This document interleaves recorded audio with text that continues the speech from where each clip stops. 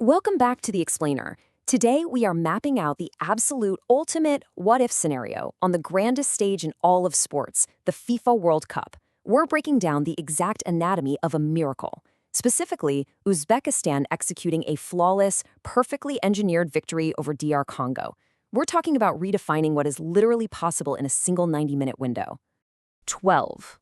Just let that number sink in for a second. That is the exact number of goals Uzbekistan would need to score against a really solid DR Congo side to pull this scenario off. Now, a 12-0 scoreline at the modern World Cup? I know, it sounds completely wild, right? No way. So what specific gears actually have to turn for a modern team to put a dozen past a solid opponent? Well, let's figure out what it actually takes. You see, in a tournament scenario where goal difference is the ultimate tiebreaker for sneaking into a best third-place finish, a standard win simply isn't going to cut it. Uzbekistan is fighting the scoreboard and the clock just as much as they're fighting the 11 guys across from them. To survive the group stage math, they literally have to push for a historic, exhaustingly high-scoring victory. Every single goal here is a lifeline. So how could an unbelievable victory like this actually happen? Okay, let's dive into this. Because to get 12 goals past a World Cup caliber defense, you absolutely cannot rely on luck.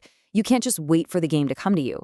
You need a ruthless, perfectly executed tactical blueprint starting from the very first second of the match. You're basically manufacturing total chaos for the opponent while keeping complete control yourself. This master plan starts right from the referee's opening whistle. Step 1 is an extremely aggressive high press. Uzbekistan has to smother every single DR Congo player instantly in their own half, just completely suffocating their ability to build out from the back. Then, step 2, the fullbacks constantly bomb forward.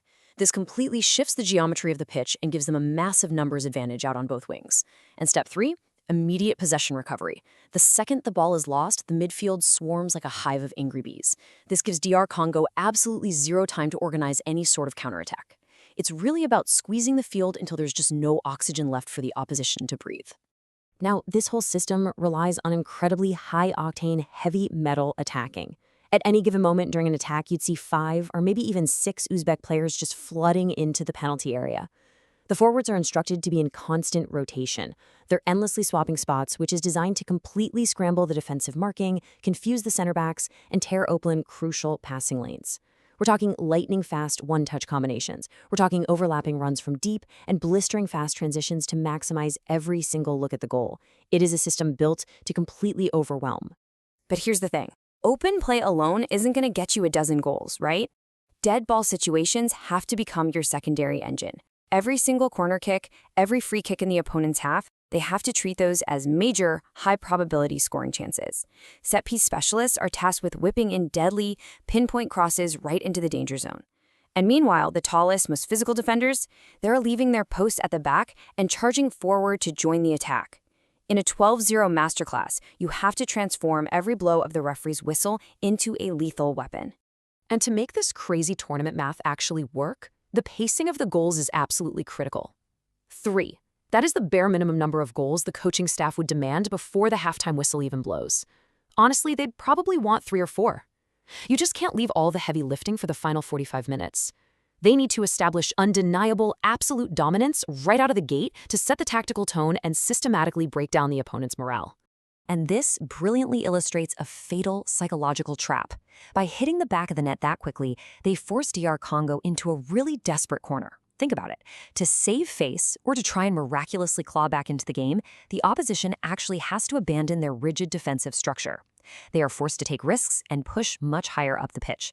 And by doing that, they leave massive, highly exploitable pockets of space right behind their defensive line. It is a calculated, beautifully wicked trap. So the first half is really all about brute force, right? Manufacturing pressure and demanding those 3 or 4 goals to drag DR Congo out of their shell. But the second half mentality, that fundamentally shifts. Instead of trying to break down a brick wall, now you're exploiting an open field. Since that space has opened up behind the defense, you bring on substitutes with raw, explosive speed. Their one and only job is to brutally punish those wide-open spaces that DR Congo just had to abandon. Under normal circumstances, a team up by 4 goals would just park the bus. But not here. There is absolutely no taking your foot off the gas pedal in this scenario. In the second half, the instruction from the touchline is crystal clear. Continue attacking until the final whistle. Instead of protecting a comfortable lead, this situation requires relentless, almost cruel execution. Those fresh subs we just talked about, their mandate is to keep the attack blazing at maximum intensity all the way through to the 90th minute and stoppage time. It's about maintaining unbroken, totally suffocating pressure. If this incredibly ambitious blueprint were actually executed perfectly on the day, the result would go way beyond just tournament mathematics. A 12-0 victory wouldn't just secure advancement out of the group stage, it would instantly be etched into the global record books as one of the greatest, most utterly dominant performances in the entire history of the World Cup.